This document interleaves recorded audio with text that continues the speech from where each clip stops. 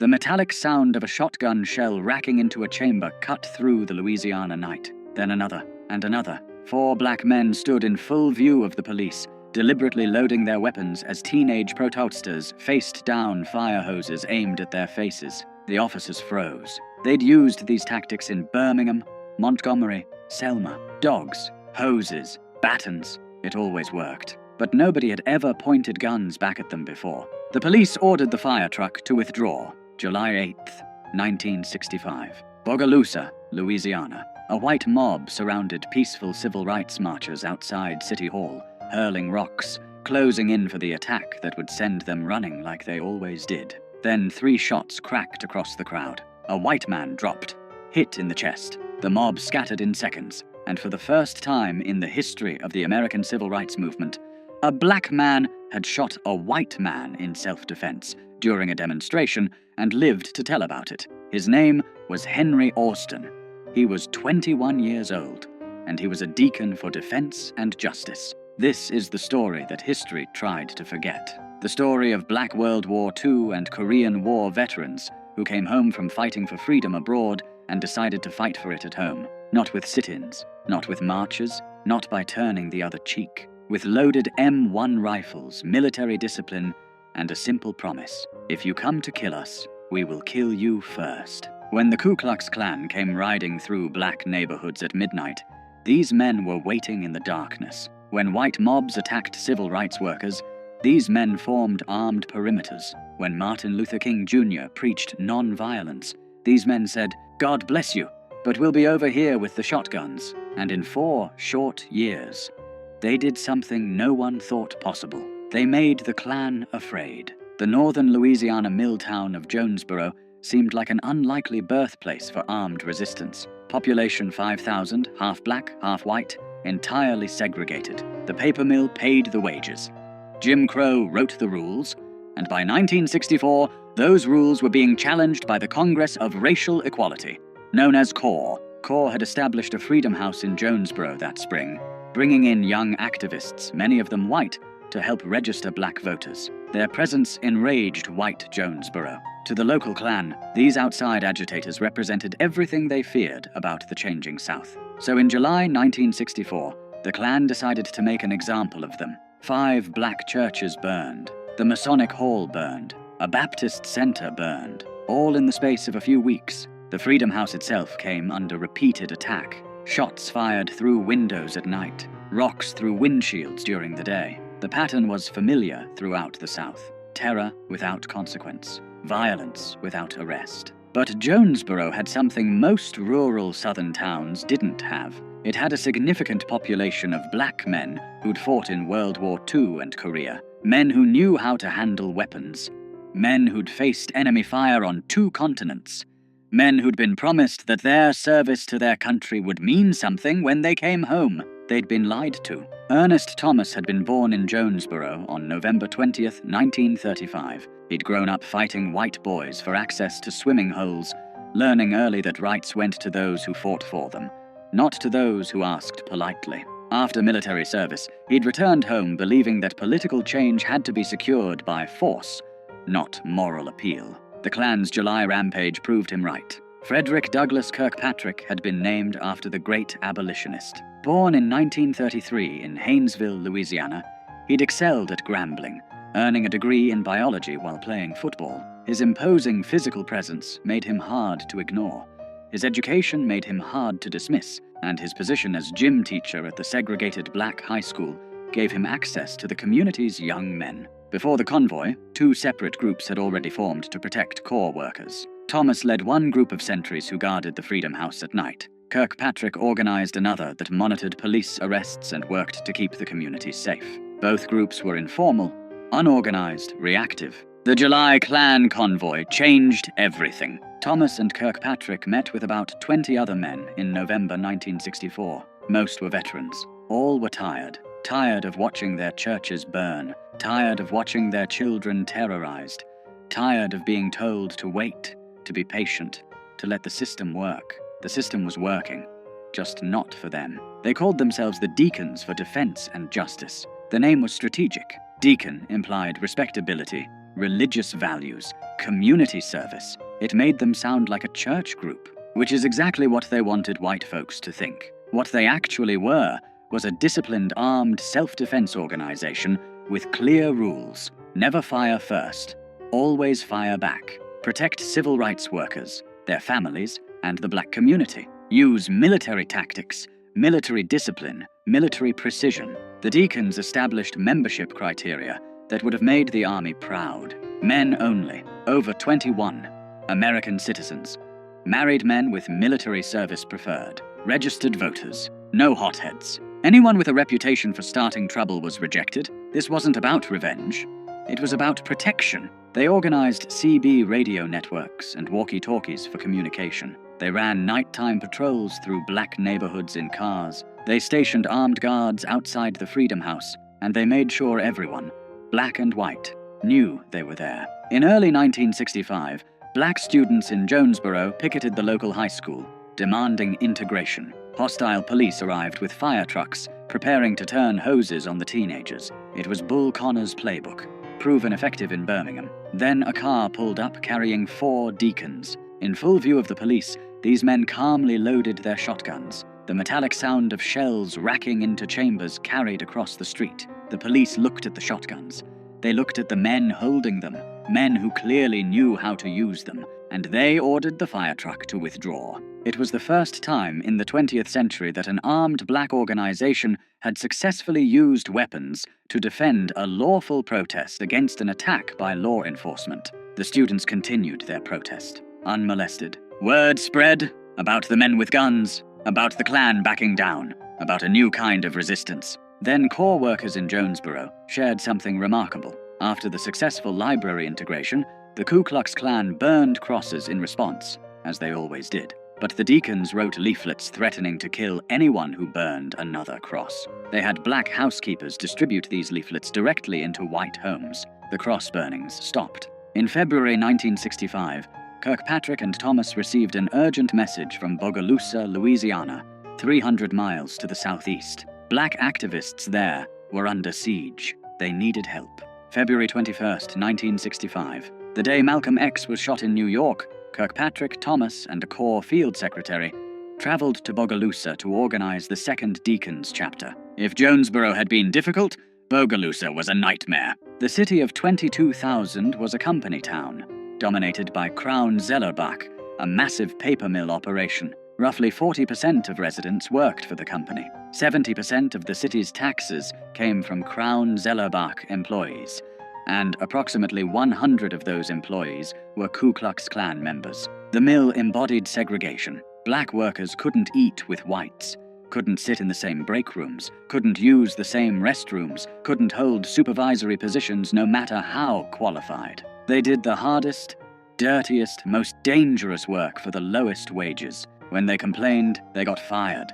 When they organized, they got killed. In early 1965, Washington Parish hired its first black deputy sheriffs. Within weeks, both were targeted. One was Ambas, inated. The other barely survived an attack in the small town of Varnado, just north of Bogalusa. The killers were never apprehended. The message was clear. Black people in positions of authority would be removed by any means necessary. Into this environment stepped 3 men who would lead the Bogalusa Deacons: Robert Hicks, A.Z. Young, and Charles Sims. All worked at Crown Zellerbach. All had reached their breaking point. Charles Sims became the face of the Bogalusa Deacons. A World War II veteran, he was described by journalists as grizzled, intimidating, with beady eyes and a gap where 2 teeth should be. Jet magazine called him the man most feared by whites in Louisiana. When reporters asked if he'd ever been arrested for battery, Sims estimated about 20 times. When they asked, battery with what?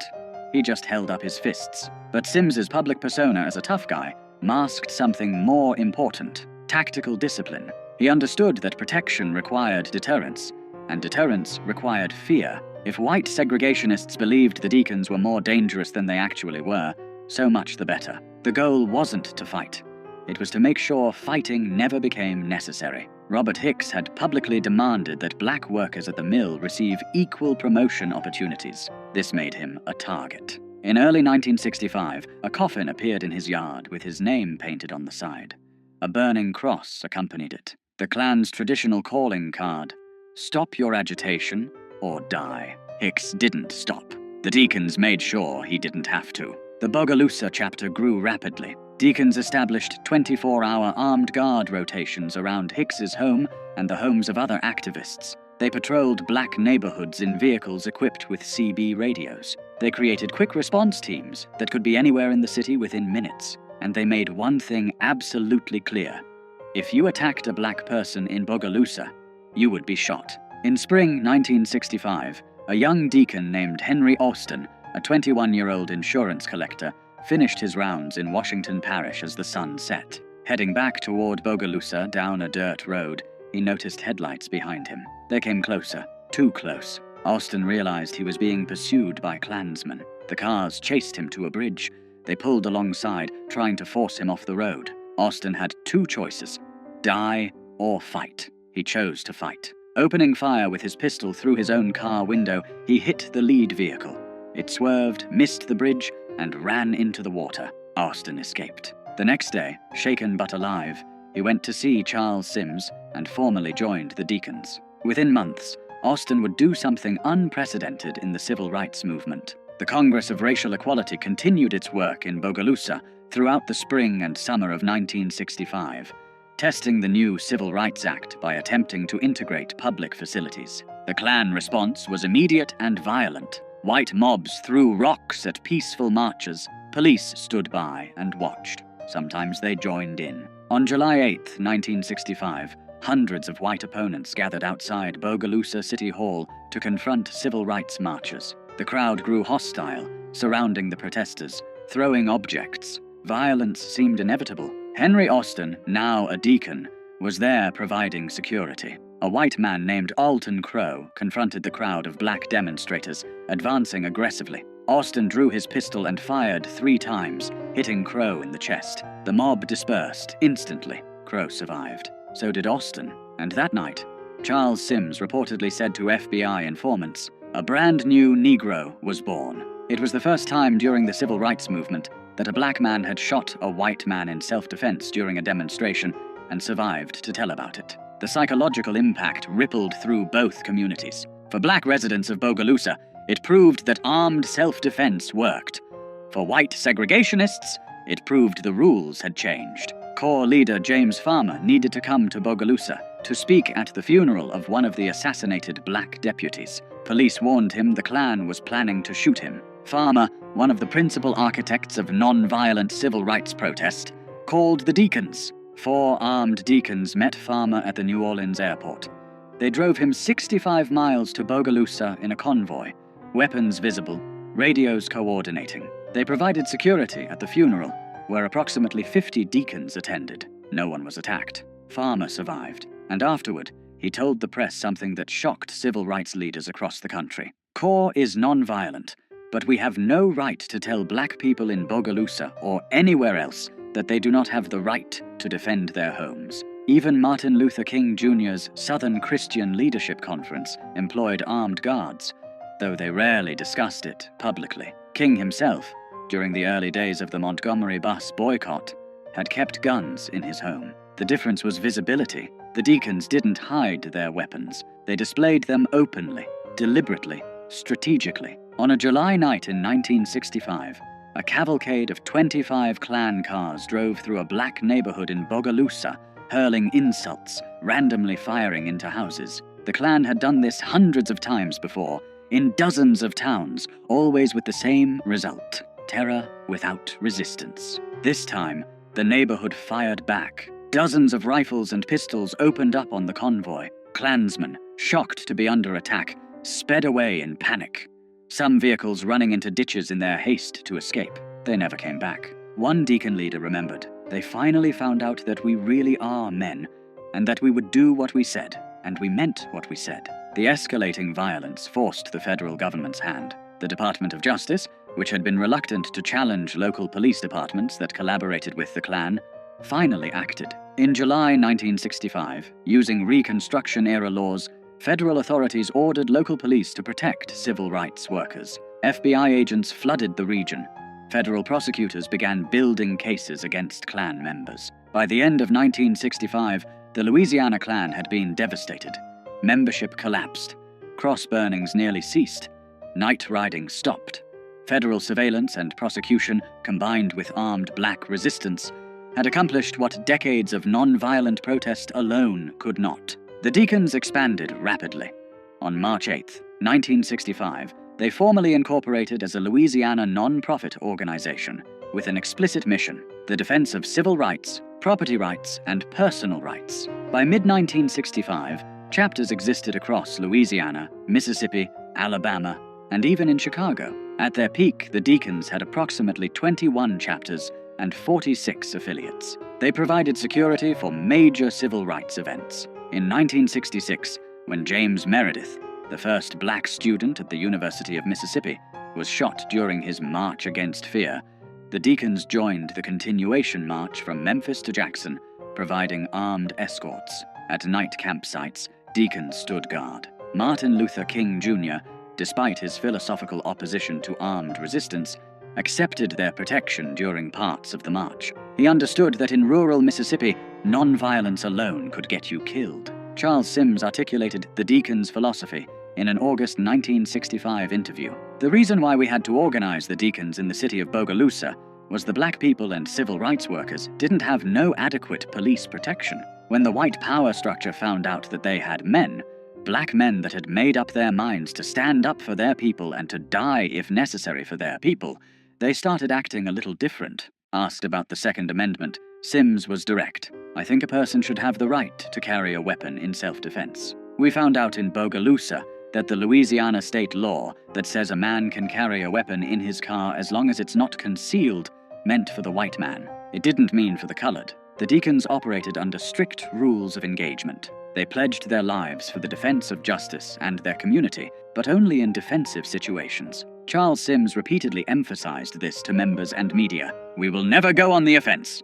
But if the Klan or anybody else comes in here to hit us, I guarantee they will get hit back." This discipline separated them from vigilantes. They weren't seeking revenge or starting fights. They were establishing boundaries and enforcing them. The fact that those boundaries were backed by men with combat experience and loaded weapons made them real in a way that court orders and federal laws were not. The Federal Bureau of Investigation took notice. By mid-1965, the FBI had opened an investigation into the Deacons, classifying them as a potential black extremist organization. Bureau Director J. Edgar Hoover ordered intensive surveillance, fearing the group would spark a race war. FBI agents infiltrated chapters, recruited informants, tracked weapons purchases, and monitored communications. They documented everything: membership lists, training procedures, weapon types, patrol routes. The investigation files would eventually total over 600 pages. But the FBI found something unexpected. The Deacons' presence actually reduced violence. Areas with active Deacons chapters saw fewer Klan attacks, fewer shootings, fewer nighttime raids. Armed deterrence worked. The Deacons' effectiveness in Bogalusa had additional consequences. Robert Hicks, the activist whose home had been threatened with the coffin, turned to the court system in late 1965 to challenge workplace discrimination at Crown Zellerbach. His lawsuit, backed by federal civil rights enforcement and protected by the Deacons, opened previously closed job opportunities and promotions for black workers at the mill. The combination of federal legal action, armed self-defense, and organized protest proved more effective than any single approach alone. Black voter registration in the region increased dramatically. By the late 1960s, black residents were serving in law enforcement positions throughout rural Louisiana, something unthinkable just years earlier. But success brought complications. The Black Power movement, emerging in 1966 with Stokely Carmichael's famous call in Mississippi, attracted national attention. The Black Panther Party, founded that same year in Oakland, California, adopted some of the Deacons' tactics but added revolutionary rhetoric that the Deacons had always avoided. Charles Sims rejected black power as a concept. "I don't want to live under black power," he said. "I don't want to live under white power. I want equal power, and that's what I push." He dismissed Carmichael as a show-off. "I don't see nothing they were doing to even be talking about no black power," Sims said. "The black power, we had it. In them 30 rounds of ammunition on a man's shoulder, we had the black power. The deacons were apolitical except for civil rights and self-defense. They rejected attempts by black nationalists and white communists to recruit them to broader ideological causes. They were working men, veterans, family men. They weren't revolutionaries. They just wanted to protect their community and enforce their constitutional rights. As federal civil rights enforcement improved, and the Voting Rights Act of 1965 began changing the political landscape, the acute need for armed self-defense diminished. The deacons had forced the federal government to intervene. Once that intervention came, their role became less critical. By 1968, deacons' activity had declined significantly. The Black Panther Party, with its more militant rhetoric and urban focus, captured media attention and overshadowed the rural, working-class, defensive approach of the deacons. The FBI, concerned about urban riots and revolutionary movements, shifted its surveillance away from the deacons toward these newer organizations. The deacons never completely disbanded, but they faded from public view. Their story was largely forgotten, overshadowed by the more visible narrative of non-violent resistance led by Martin Luther King Jr. History books mentioned them briefly, if at all. The civil rights movement, as taught in schools, emphasized peaceful protests and moral suasion, not armed veterans establishing defensive perimeters. Frederick Douglass Kirkpatrick moved to New York, became a minister, and dedicated himself to teaching black history through music. He recorded several albums with Smithsonian Folkways, including songs honoring civil rights leaders and the deacons themselves. He died in 1986. Charles Sims remained in Bogalusa, continuing to advocate for equal rights through legal means. Robert Hicks stayed active in the community until his death in 2010. His home was listed on the National Register of Historic Places in 2015, recognized as the birthplace of the Bogalusa Deacons Chapter. Plans for a civil rights museum at the site continue. Ernest Thomas's later life remains less documented, but his role as co-founder ensured his place in the hidden history of armed resistance during the civil rights movement. In 2003, Showtime produced a television movie, Deacons for Defense, directed by Bill Duke and starring Forrest Whitaker and Ossie Davis. It brought the story to a new generation, though like all dramatizations, it simplified complex events. The Deacons' legacy raises uncomfortable questions about the civil rights movement's dominant narrative. For decades, the movement has been presented as a story of non-violent moral triumph over violent oppression. Martin Luther King Jr.'s philosophy of redemptive suffering through non-violence is taught as the strategy that won, but the deacons tell a different story. They suggest that non-violent protest succeeded in part because it was backed by the implicit threat of armed resistance. They demonstrate that federal intervention often came not from moral appeals alone, but from the specter of armed conflict that the government wanted to prevent. They prove that working-class black veterans, not just college-educated leaders, played crucial roles in securing civil rights. Most significantly, they show that black people throughout the South had always defended themselves when possible, had always fought back when necessary. The deacons didn't invent armed resistance. They organized it, publicized it, and made it a visible part of the civil rights struggle. Lance Hill, a historian who wrote the definitive book on the deacons, noted something remarkable. The deacons' local campaigns frequently resulted in substantial victories that self-sustaining organizations, producing real power that survived after national civil rights groups departed. In Jonesboro, the deacons compelled Louisiana Governor John McKeithen to intervene in the city's civil rights crisis, the first time a Deep South governor capitulated to the civil rights movement. In Bogalusa, they forced federal intervention that broke the Klan's power. These weren't symbolic victories. They were concrete changes in power relations, enforced not by moral suasion, but by armed men who'd decided they would no longer be victims. The standard narrative of the civil rights movement emphasizes that violence was the tool of oppressors, that meeting violence with violence was morally wrong and tactically foolish. The deacons complicate that narrative. They met violence with the credible threat of violence. And it worked. This doesn't diminish the importance of non-violent protest. Sit-ins, freedom rides, marches. These tactics mobilized public opinion, attracted media coverage, and created moral pressure on political leaders. But in rural Louisiana and Mississippi, where federal marshals were absent and local police were Klansmen, Non-violent protesters needed protection. The Deacons provided it. One Deacon member told an interviewer, "If the Deacons had been organized in 1964, the 3 civil rights workers that was assassinated in Philadelphia, Mississippi, might have been living today because we'd have been around to protect them." He was referring to James Chaney, Andrew Goodman, and Michael Schwerner, murdered by Klansmen and buried in an earthen dam, their deaths shocking the nation. Would armed guards have saved them? Impossible to know, but the fact remains. In areas where Deacons operated, civil rights workers survived. In areas without that protection, some didn't. The Deacons represented something that made civil rights organizations nervous and historians uncomfortable. The American tradition of armed self-defense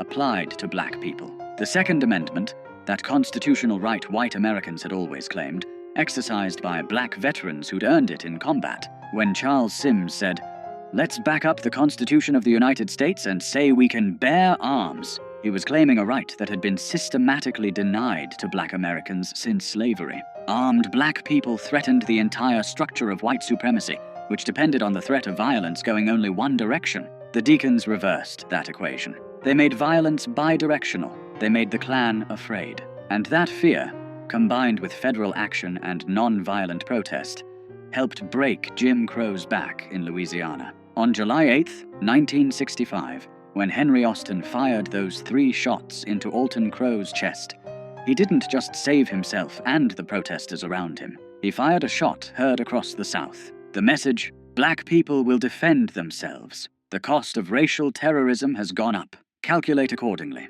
The Klan calculated. Cross burnings decreased. Night riding stopped. Attacks on civil rights workers declined. Not because segregationists had a change of heart, but because they'd done the math. Some targets shot back now, and those who shot back were combat veterans who didn't miss. The Deacon's story challenges comfortable narratives about how social change happens. It suggests that moral arguments alone don't transform power structures, that sometimes violence, or the credible threat of it, is necessary to secure basic rights, that working-class black people with guns were as important as middle-class black people with law degrees. This is why the Deacons were largely written out of civil rights history. They didn't fit the story civil rights leaders wanted to tell, or that white America wanted to hear. King's dream was palatable to white liberals. Armed black veterans shooting at white men was not. But the Deacons weren't trying to be palatable. They were trying to survive. They were trying to protect their families,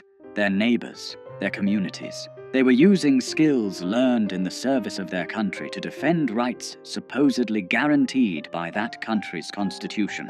Frederick Douglass Kirkpatrick, Charles Sims, Ernest Thomas, Robert Hicks, Henry Austin, and the hundreds of men who joined them weren't heroes in the traditional civil rights narrative. They were heroes in a different kind of story. A story about men who came home from war expecting to be treated as citizens, and finding that expectation betrayed, used their military training to demand what had been promised. They didn't defeat the Klan through moral superiority.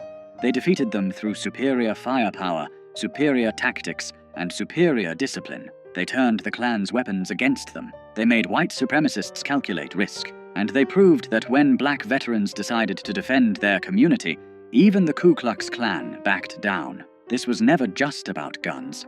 It was about dignity, about refusing to be victims, about saying to a system built on black subjugation, "We will not go quietly. We will not beg. We will not wait for your permission. We fought for this country. We are citizens, and we will defend ourselves." Charles Sims, grizzled and gap-toothed, standing in Bogalusa with a rifle across his lap, represented something white supremacy couldn't survive.